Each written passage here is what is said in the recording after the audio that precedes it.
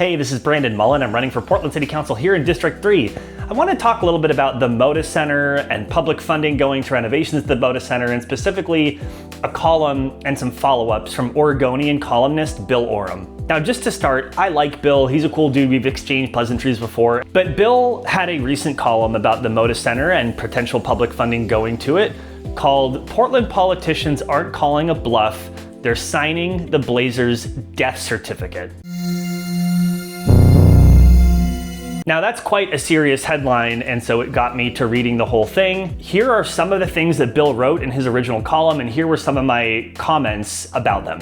Quote, "Portland politicians aren't calling a bluff, they're signing the Blazers' death certificate." That was the headline of the piece.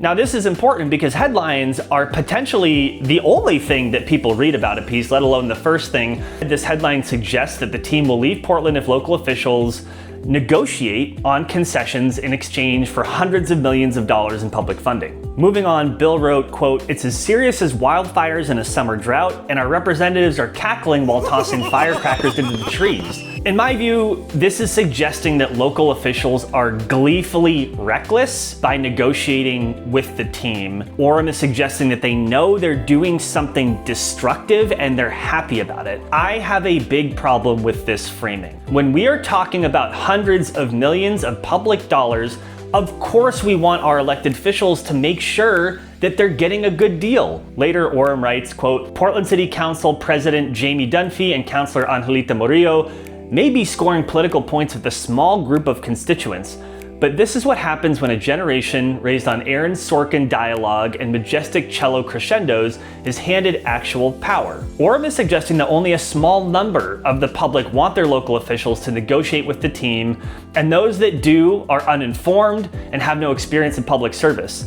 Just for context, President Dunphy worked for Senator Jeff Merkley for a number of years, and President Dunphy also worked for years under late Commissioner Nick Fish. And Councilor Murillo, she spent years as a policy advisor with former Commissioner Joanne Hardesty, and the suggestion that these two specifically, and members of the public who want to see transparent negotiations about hundreds of millions of dollars of public funding, are not experienced and not informed about policymaking and budgeting or political negotiation, that just doesn't sit right with me. One more bit from this piece. Oram writes, "Without all those funding components from the state and the county and the city, the deal falls apart and the Blazers go bye-bye. You can count on that." Now this is conflating the requirements of the state legislation with what the city is negotiating with the team in service of meeting that agreement, and suggests that the city cannot negotiate or the Blazers will leave. This is just not what new Blazers owner Tom Dundon said during his introductory press conference. In fact, what Dundon said was, quote, "We're going to negotiate and do a market deal. The people who represent the city and the county and your tax dollars should do a deal that's great for them." Now this is the new owner, Tom Dundon, on the record saying, "I expect the city to negotiate." And so for a prominent columnist for the Oregonian to frame the issue in this way, that people who want their local leaders to negotiate are ignorant, that those local leaders don't have experience in what they're doing, that those local leaders want something bad to happen and are cackling about it, that the city should not be making sure that there's accountability and specifics behind projects they're funding with hundreds of millions of dollars in a budget crisis, none of that sits right with me. We can have good faith disagreements about this, but the key there is good faith disagreements.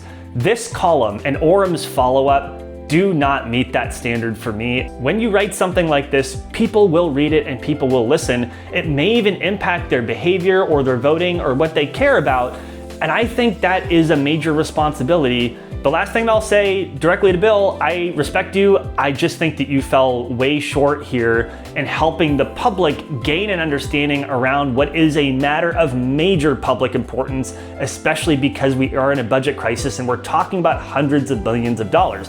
Now, I'm still super happy to chat about this or anything else, and that goes for anybody watching. You can reach the campaign at our website, mullenforpdx.com. That's MULLEN, the number 4, pdx.com. I appreciate you all, and until next time.